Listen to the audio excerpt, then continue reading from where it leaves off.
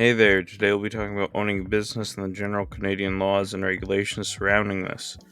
This video will include the degree you should have if you decide on doing this, the licenses you need, the tools and equipment of the company, and the different positions in the company.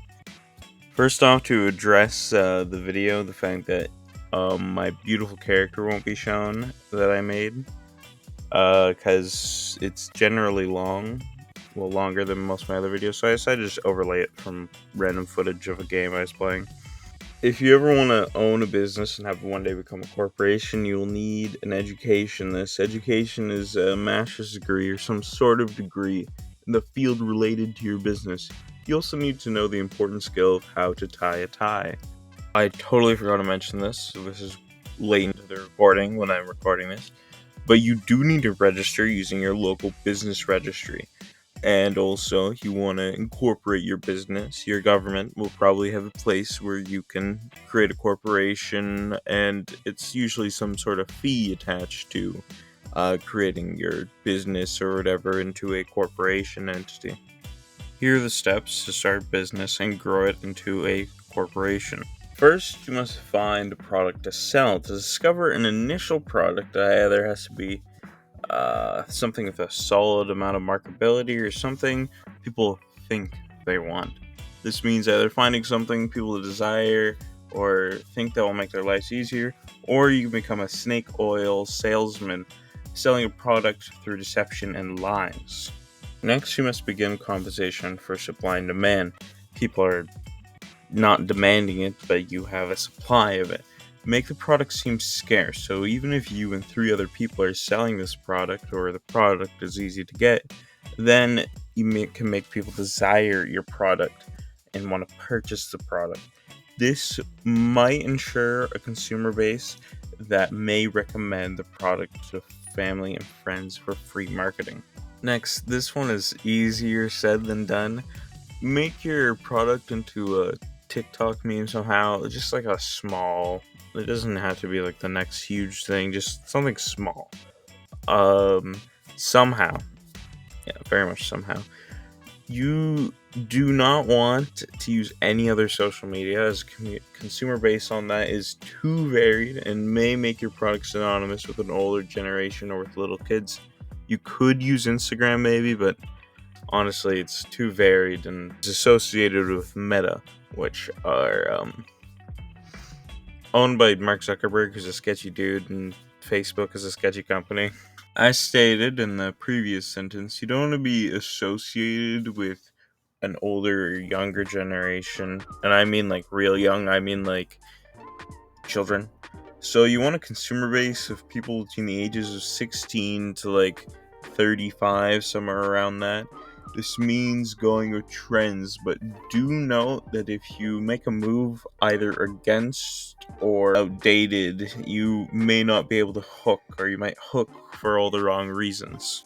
What you want to do next is make a logo, a slogan, a business name, a product name, and get a copyright and all that, so no one can take your business's face and masquerade as the business. The step I'm about to state is one of the most important details for incorporating your business/company. Um, this will be to remove your morals and do whatever you do, as it's the corporation doing these things, not you or anyone else. On that fun note, expansion. This means cutting forests, buying property from people that are struggling or someone as greedy as you are. The dollar changes people. And anything you want to do is, as once again, let's say in the last step, the corporation is doing it, not you. Why just your product to sell? Why create these boundaries? Start selling oil, guns, gold, who cares? It's more cash in the bank. Begin taking the Xbox route, make false promises and create a fan base on nothing. Then, when people see the lie, wait for the internet highway to take it to the Shadow Realm from Yu-Gi-Oh! As any publicity is good publicity if you do things smartly. Now, this is all easier said than done, so you need some of the resources to be able to do all of this. You need employees and their equipment. Now, there are several kinds of employees, each with their own different pieces of equipment. Now, I'll start with the most basic, being the factory worker, the people manufacturing your product. They need a pay, benefits, and a pension/retirement plan is on them. Always dangle a bonus or a raise above their heads so that they always perform at their highest because they think they're gonna get it one day. Once they see the raise or whatever is a lie, fire them or by giving them false strikes, but make sure to leave no trail behind yourself or whoever's doing this, so that you can't get sued, which sucks.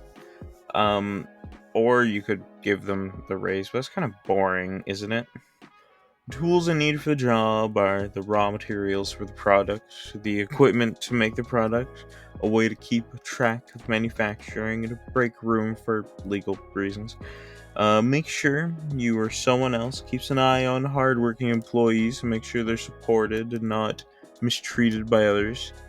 Now, as fun as it is to be the overlord of the employees, keep the hardworking and kind employees supported and cared for, as they're the people holding your product and your company's future, basically. Anyways, back to saying the email's so outrageous and yet true things corporations do. The next team you need is a team of maintenance workers. Keep the machines in the factory up to specs. And this maintenance team, as the factory workers, do need pay and pension, not pension, good joke, benefits, and all that jazz. Now, the problem with these maintenance workers is that if someone wants to do an industrial sabotage on you or your company, this is the perfect position to do so. Next employee, say, you need is a marketing team. These will be the people that must be willing to listen to current trends and fads to ensure you aren't rendered obsolete or cringe. Hire people from colleges and universities to work at the factory. To be one of them, Wendy's Twitter person kind of people. You know, the person that has epic roast that is probably some 50-year-old in a board meeting chair. Final two positions are the security of people and assets. These will be your lawyers and big tough security guards for the security of the people. I would not hire someone who can't unscrew a bolt from a locker. That's just a personal opinion. The next one is a job I wouldn't consider a position in the company, as it's you and the legal maximum of 10 members of the board. That's about it. You get paid whatever. It's your choice. You own the company. The members of the board, you can just pay them, I don't know, whatever, how big the company is, you pay them that much. Now the benefits for all of these positions are maternity, paternity, dental, optometry, and good old maybe bonus. Might happen. You might get a raise. Just work harder. or or maybe this was good. You can do what the Herman Miller Chair Company CEO did and take away everyone's bonus, say they didn't do enough work, and then take $5 million as a bonus just for yourself. Who does that? Why would you do that? And then release the most unapologetic video saying, I'm sorry, I didn't mean it. But whatever. Stupid choice. They resigned, I'm pretty sure. The important thing is to stay on the taxman's good side. Yes, it does mean the IRS, or the equivalent up here in the north, who this boogeyman's creature is the CRA. Always stay on their good side. Pay your taxes. Ensure that no one is doing anything illegal, as these are the most scariest people, because if you go missing, the police won't find you, the taxman will. And as a final statement, this was all good joke with some painful truths and such, but oh well, it's the corporation, not the people doing it. Anyways, I'm always live on Twitch, not always, just every day or so. So go see that, and Ammonite is